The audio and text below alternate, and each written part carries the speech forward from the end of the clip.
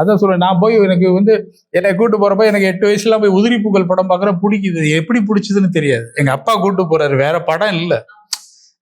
நாங்க ரஜினியே நீங்க இப்ப நான் வர்ற காலங்களில் ரஜினி எல்லாம் அப்கமிங்ல பீக்ல வர்றாரு. ரஜினி கமல்ன்ற அந்த இதுல தான் நாங்க பாக்குறோம்.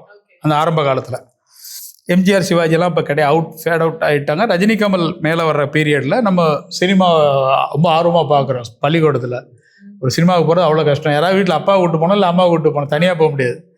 அந்த மாதிரி பீரியட்ல நம்ம படம் பார்க்கும்போது எங்க அப்பா எல்லாம் உதிரி பூக்கள் கூட்டு போனார், பூட்டாத பூட்டுக்கள் கூட்டு போனார். இந்த மகேந்திரன் ஏதோ ஒரு மாதிரி இருக்கு எனக்கு அந்த படம். ஏன்னா என் வயசுக்கு அது, ஆனால் பிடிச்சிருக்கு.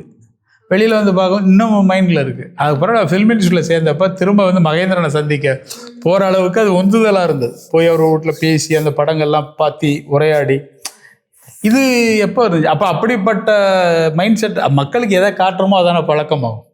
அவ்வளோ அறிவு சார்ந்த மக்களாக இருந்தவங்க எப்படி 30-40 வருஷத்துக்கு அப்புறம் எப்படி இருக்கணும்? ஒரு 30-35 வருஷம் இருக்கணும்னு சொல்லுங்கள், எப்படி இருக்கணும்?